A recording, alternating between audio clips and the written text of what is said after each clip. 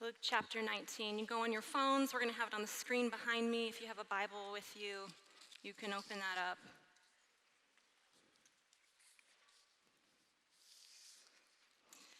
Luke 19, 1 through 10. Jesus entered Jericho and was passing through.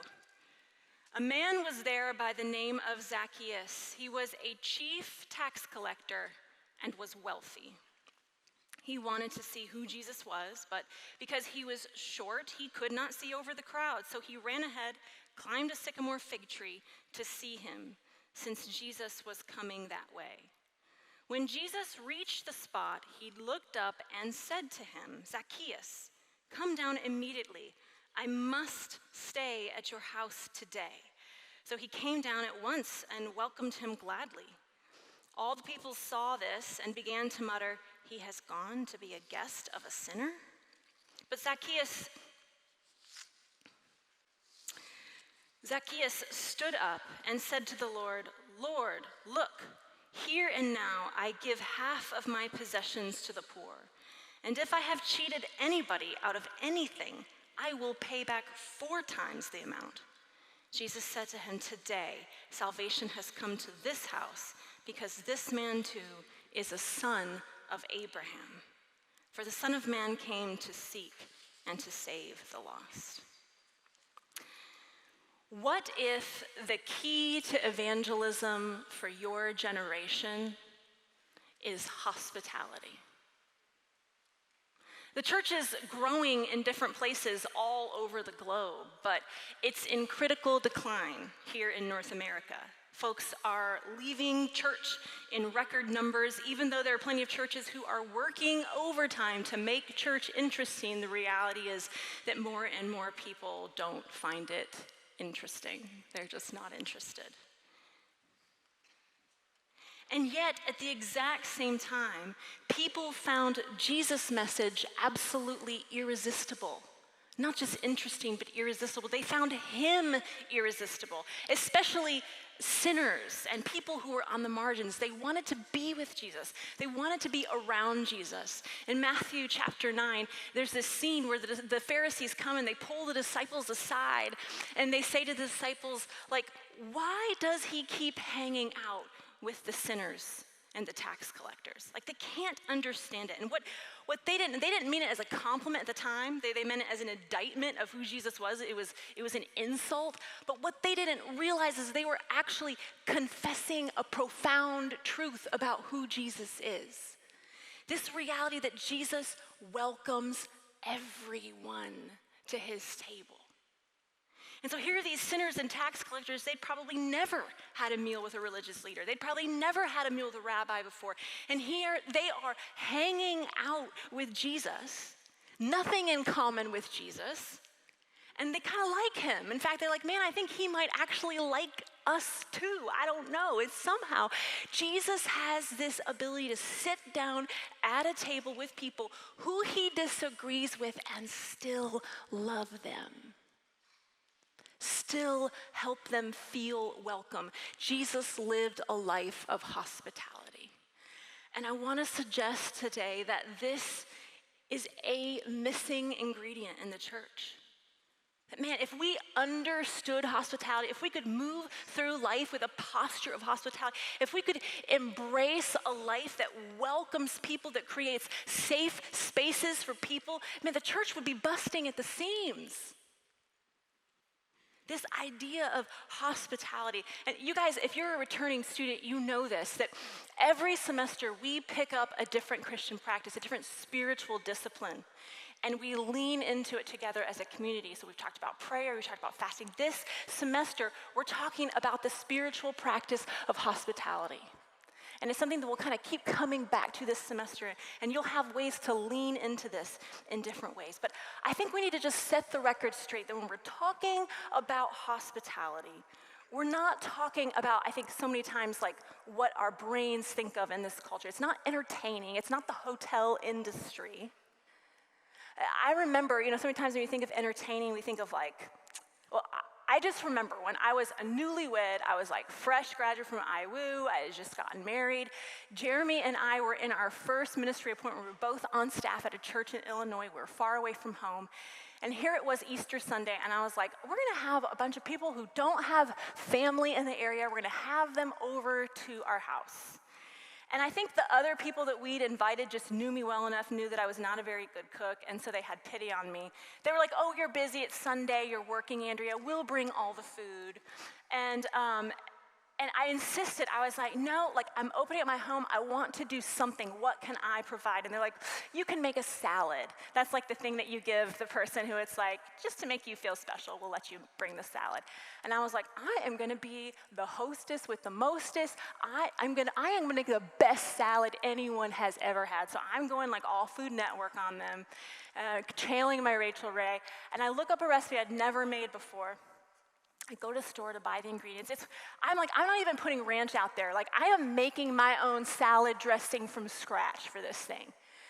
So I'm buying all the things. And the dressing requires that it be, like, put in a blender. I was like, oh, I got a blender for my wedding. Awesome, I can use it. And so I'm thinking, all these ingredients have to be put into the blender and emulsified. It's a new cooking word. And I'm going to the store, and on the list of ingredients that need to go in the blender is green onions. And I'm in the produce section, and I'm looking, and I see the white onions. I see the purple onions. I see the yellow. I don't see any green onions here. They must be all out. So I'm like, well, I'll just get 2 yellow onions, chop them up. We'll call it a day. I think it's probably about the same. So for those of you who are groaning right now, it's because you know your way around a kitchen. Half of you are still like, that sounds right, checks out. A green onion. So just because I know some of y'all are like me, you do not cook, this is what a green onion, it looks like a piece of grass, okay? This is a green onion. This, my friends, is a yellow onion. Like, this is like a feather. This is like a brick. I chopped up 2 of these babies. I put them in the blender and I hit blend. And then I poured it over my salad. I was like, it's a little chunky, but I think it's fine. And I was so proud of myself, y'all. It literally, that salad tasted like biting into the side of a raw onion. No one ate it. I was so embarrassed. And then by the end of the day, we were all just laughing about it. But just this, I wanted to impress. I wanted to show up. I wanted to, I just wanted to entertain, right? To me, that was my idea of hospitality. But so many times when we think about hospitality, we think about feeding people. We think about having people over to our house or over to our Toho or our dorm room. By the way, move-in day, I saw some of y'all's dorm rooms, and girls, they are looking cute. They're looking very nice. Haven't been in the boys' dorm, can't speak to that. Some of us think, okay, it's about what I provide. It's about the things that I have. That's hospitality. Or some of us are going, no, it's about my personality. If I have one of those outgoing, charismatic personalities, then hospitality must come really easily to me, right? Yeah. No, hospitality is not about what is provided. It's about how it's provided. It is about welcoming strangers into your life and allowing a stranger to become a friend. That is biblical hospitality. Loving the stranger. And I think we have to differentiate between hospitality and just like being nice to people that we already like, right? Because that's easy. We can do that all day long. Be nice to the people that we like or the people that we want something from, those ulterior motives. I want to be their friend because of X, Y, and Z. Hospitality is inclusive. It's not exclusive. It is generous. It expects nothing in return. It cares more about the other person than it does about your own image. And so if Jesus' method of evangelism included hospitality, think about it for a minute. It's not like Jesus was walking around first century Palestine handing out tracts to people, right? He wasn't standing on a street corner with a bullhorn. He wasn't walking up to people on the street and asking them, do you know where you're going to go if you die today? He wasn't like packing people into the Colosseum and having an altar call at the end. I think all those things, all those methods actually do have a place. But Jesus was always on mission. It wasn't something that he turned off and he turned on at certain moments. He was always about his Father's business. He was always moving towards people. He was always ready to extend friendship and love.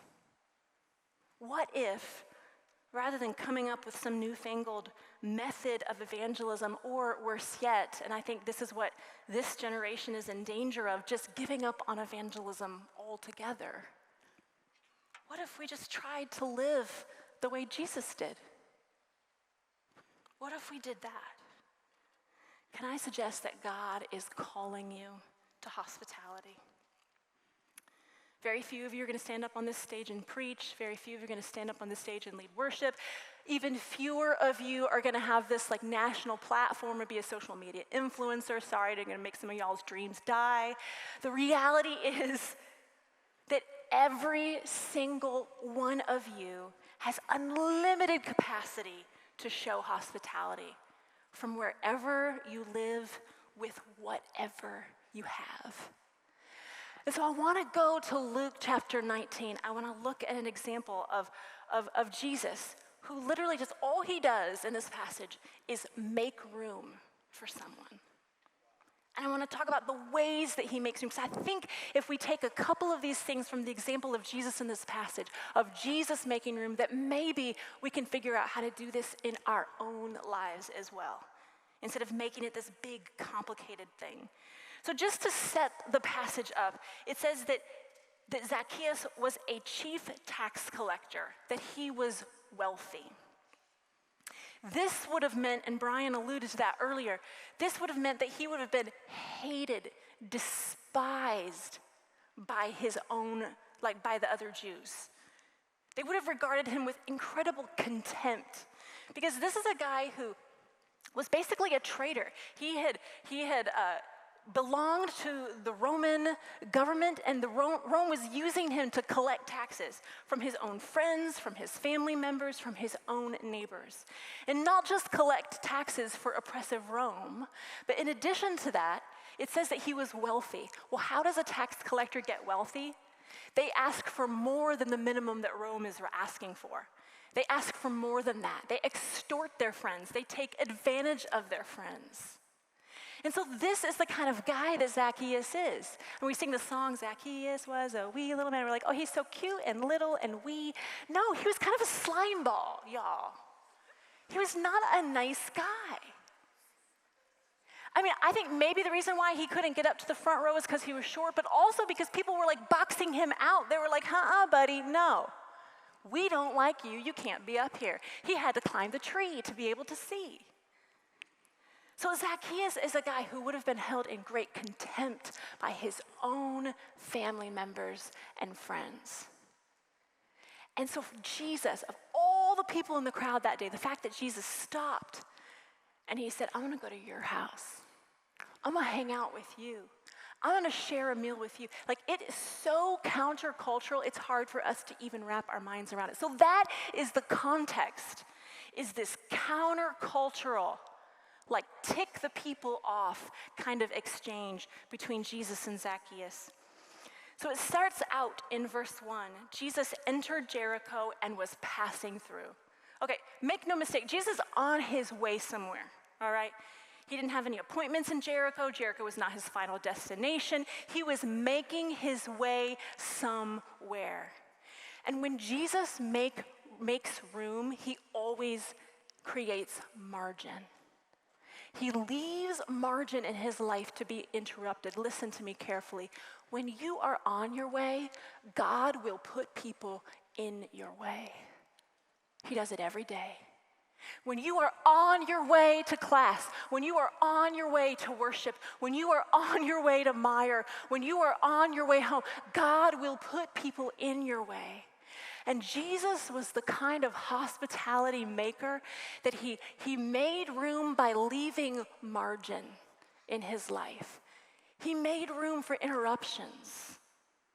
Maybe the problem with Christians is not that we're just too sinful to be used by God, but maybe we're just too busy. You know, it's interesting. I think a lot of times we think, well, I don't have the right kind of stuff. I don't know what I have to give. Every single one of you has something unique and special to offer in welcome and hospitality to people around you. Almost a week ago, last Saturday, I was in Beckett helping with move-in. I made maybe 2 trips up to the 3rd floor of Beckett, and I was like, I'm so tired. I need to take a break. Meanwhile, the football team was there, and I watched them. I mean, I'm going to call 3. I know there's more of you. I'm calling 3 of you guys out: Ben Farrell, Luke Watson, and Isaiah. I don't know your last name, but you know who you are, Isaiah. I mean, those guys, I'm telling you what, every time I saw them, they are carrying these giant refrigerators. I know they're mini refrigerators, but those mini fridges are getting bigger, all right? They're carrying these refrigerators up 1, 2, 3 flights of stairs all the way to the 3rd floor of Beckett. And I know maybe Coach Langs told them they had to be there, but also, I never saw them complain. I never saw them take a break. I just saw them do it. You might not have big old muscles like Luke, okay? But you have something to offer in hospitality. Sorry, Luke. You have something to offer. What do you have to offer? Maybe you have money to share. Maybe you're like, don't have money. Okay. Maybe you have time. Actually, I know that you have time, because that's the margin that God calls us to. Maybe you have clothes to share. Maybe you have meal swipes to share. I mean, do you know there are people in this community who go hungry, and we're sitting here with hundreds of meal swipes at the end of the semester that just go to waste? The things that we can do to engage in hospitality are really so simple. It's even just in this space, singing a song that is not in your native language. In fact, we're going to do that at the end of this hour. We're going to sing a song together. And guess what? You can muddle through a few verses in a language that you don't know, because it means the person next to you gets to worship in their heart language. That's hospitality. This is Jesus' method of loving and showing evangelism. And so Jesus comes along, and he says to Zacchaeus, I must stay at your house. Like, he literally just invites himself over to Zacchaeus' house. And so when Jesus is making room, he's not just creating margin, he also initiates. Every time he initiates, he invites himself over. Listen, this is the God who went first. And that's why we can go first. We go first because Jesus went first for us. Jesus has this interaction, probably half of the day they spent together, where Jesus offers dignity in front of all these people who despised and hated him and treated him with contempt. He offers dignity to this man. He looks at him. He sees him. He listens to him. He spends time with him. Man, if you don't care about someone's eternity, you're going to have to show it by caring about their reality. When we listen deeply, not the kind of listening where we're thinking about the next thing that we want to say, but the kind of listening where we listen deeply to someone else, that is such a simple way to offer dignity and respect to another person. And then just let the power of Jesus do the rest. And so sure enough, Zacchaeus hops down from the tree. He's like, yeah, come on over, Jesus. And then in verse 8, it kind of flashes forward, where Jesus has probably already spent some time at Zacchaeus' house. They've already shared a meal. And there's this moment where Zacchaeus jumps up and he has something to say. Something has happened to Zacchaeus. I don't know what he and Jesus talked about. I don't know what that experience was like for them, but something changed. That this guy who was, content to take advantage of his friends in order to be greedy was someone who stood up, and here's what he says. He says, look, Lord, here and now I give half of my possessions to the poor, and if I've cheated anybody out of anything, I will pay back 4 times the amount. This is a guy who's going, I will do whatever it takes. I will go to any length to reconcile my relationship, not just with God, but with the people around me too. Jewish law would have said, okay, if you're going to have restitution and make things right, you have to pay it back plus maybe another 20%.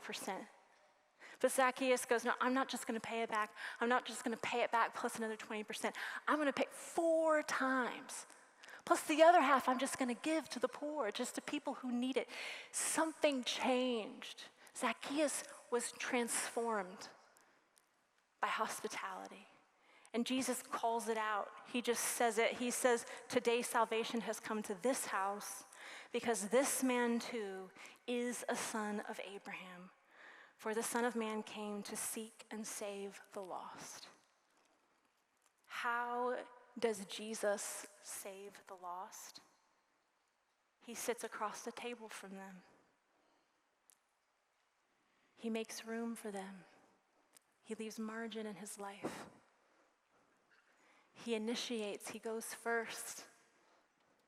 He offers dignity. He listens deeply. He offers hospitality.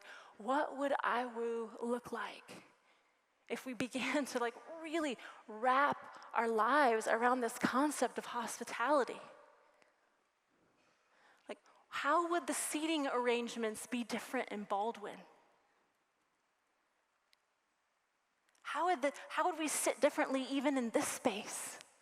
What would the conversations be like in Macon? What would our relationship as a campus be like with the community around us if we began to wrap our minds around this kind of radically ordinary hospitality?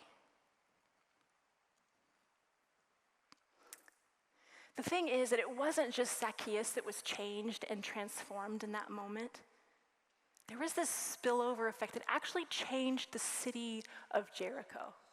I imagine, because I have a weird imagination, this group of people sitting around a table, like a committee meeting in Jericho that morning saying, what can we do to help get food to the poor people in our city? What can we do to help with the injustices we see? And sure enough, Jesus shows up and he changes Zacchaeus' life. And there is this spillover, this corrupt system in the city of Jericho was transformed. Poor people were fed in the city of Jericho. Because here's the reality. This is how the gospel works. I remember several years ago, I asked God this question. I was like, God, who are the people in my community who are the most marginalized, who are on the edges, that I can show hospitality to? And through a series of events, next thing you know, I find myself in the back room of a strip club. Not working there. I was spending time with the, yeah. I just saw this pause. Everyone's like, it's a different kind of hospitality, not that. Oh, Jesus help. Let's reel it back in. Jesus help us. Oh my word. Okay, I really do have an important point to make. I am in the back room of this club. I'm praying with these women. I'm asking them for prayer requests. And there was one woman in particular. Her name was Autumn. And I just felt particularly drawn to her. And we started becoming friends. And I felt the Holy Spirit prompting me, Andrea, I want you to make room. Not just on Tuesday nights when you go to the club. I want you to make room in your life for this person. And so then the next thing you know, I'm sitting across a table from her at Waffle House, and we're sharing a meal, and we're crying together. She invites me over to her house, and I get to meet her 2 boys that she loves and adores, and I see how very hard her life is. I'm sitting next to her in front of a computer trying to help her create a resume so she can look for a different job. And it wasn't even just a one-way street, it was a 2-way street, where next thing you know, the babysitter backed out, and she's helping me, watching my kids in a pinch. And somewhere along the way, I'm not even sure exactly where it happened, I realized, I was like, oh, I thought I was the host. I thought she was the guest. I thought I was offering her hospitality. And what was really happening is the whole time I was the guest. God was the host. He was the one offering hospitality. He was the one inviting the two of us into this beautiful flow of belonging and love. And that, my friends, is how it has always been. If we look at church history, this is what we see. That the primary way that the gospel spreads is in the margins. So many times we think we have to go to the margins, we have to pull people into the center with us. That's not it. The gospel has always been passed down from one generation to the next at the margins. In fact, those 160 people in the upper room at the Pentecost, those were a ragtag group of people on the edge, outskirts of the Roman Empire. How did it get from 160 people in the upper room to 300 years later, the entire Roman Empire? An unimaginable pace of the spread of the gospel. And these guys did not have the resources that we had for evangelism, right? They didn't have the printing press. They didn't have the internet. They didn't have church buildings, they didn't have platforms, they didn't have celebrity pastors, they didn't have Maverick City. I mean, how? One table at a time. One friendship at a time.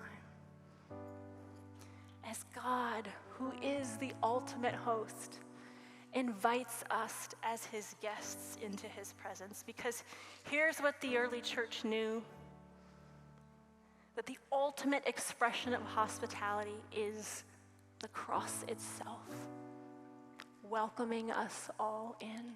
So we're going to sing this last song together, and I want you to sing it to a God who welcomes you, who welcomes the person next to you, who welcomes the person who is far away, and he invites you into that flow with him. Stand up and let's worship together.